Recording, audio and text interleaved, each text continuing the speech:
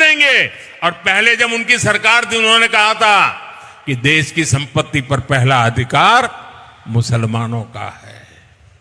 इसका मतलब ये संपत्ति इकट्ठी करके किसको बांटेंगे?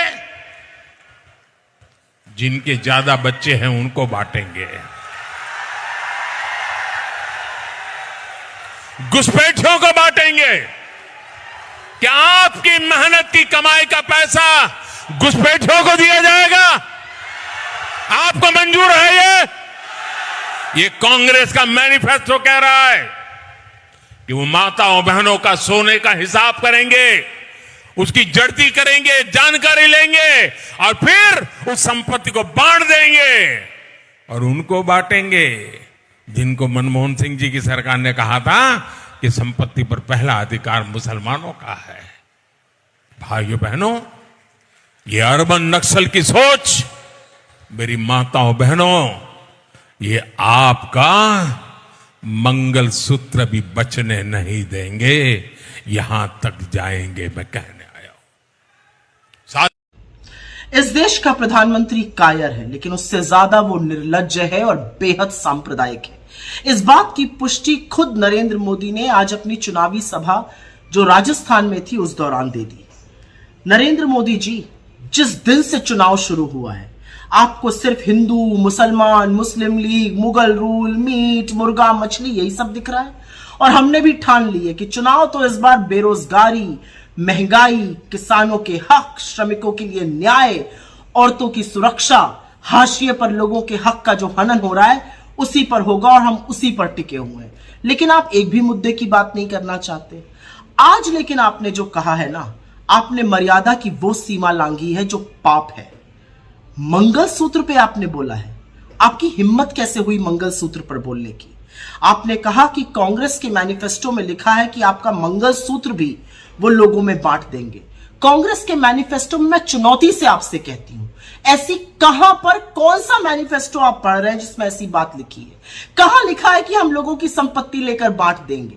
किस तरह की बौखलाहट है ये कि आप निरंतर झूठ बोल रहे हैं। एक संप्रदाय को लेकर झूठ बोलते हैं, हमारे मैनिफेस्टो को लेकर झूठ बोलते हैं। अब इतने बेतुके झूठ बोलने लगे हैं कि लोगों को आपके मानसिक संतुलन पर सवाल उठाना पड़ रहा है।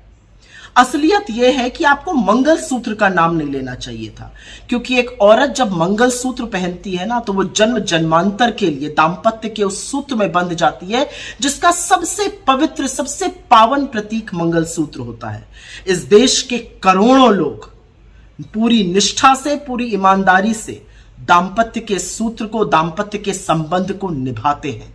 आपको मंगलसूत्र पर इतनी घटिया गंदी टिप्पणी नहीं करनी चाहिए थी कि हम औरतों का मंगलसूत्र लेकर लोगों में बांट देंगे। यह सिर्फ एक जेवर, एक गहना नहीं होता है। यह दाम्पत्य का वो प्रतीक है जो औरत धारण करती है और पूरी निष्ठा से उस धर्म को निभाती है। आप भले इसको ना समझिए, लेकिन इस देश के करोड़ों महिलाओं का, करोड़ों ब्याहताओं का आपने आज घोर अपमान किया है और आपको माफी मांगनी चाहिए।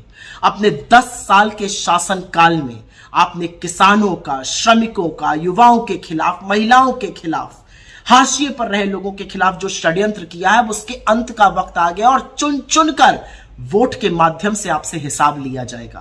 कांग्रेस के मैनिफेस्टो में बिल्कुल जातिगत जनगणना की बात है और हम डंके की चोट पर कहते हैं कि पिछड़े, दलितों, वंचितों, शोषितों, आदिवासियों के साथ साथ सामान्य वर्ग के, सामान्य कास्ट के, ठाकुर ब्राह्मण जैसी कास्ट के भी उन गरीब लोगों के साथ न्याय होना चाहिए जो समाज के हाशिए पर है।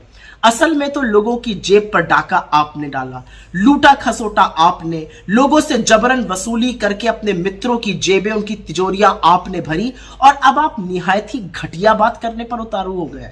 अरे थोड़ा तो बोलने से पहले सोचा करिए कि आप इस देश के प्रधानमंत्री। आज पूरा देश स्तब्ध है कि एक चुना हुआ प्रधानमंत्री ये कह कैसे सकता है, लेकिन इसी देश ने चुना भी तो आप ही को है। खैर, अब समझ में आ गया है, बस थोड़े ही दिनों की बात है। लेकिन जाते जाते ऐसी बात मत कीजिए कि पूरा देश पानी पी पी कर आपके शब्दों को, आपके बयानों को और आपकी घिनौनी गंदी सोच को कोसे। वही हो रहा है आज।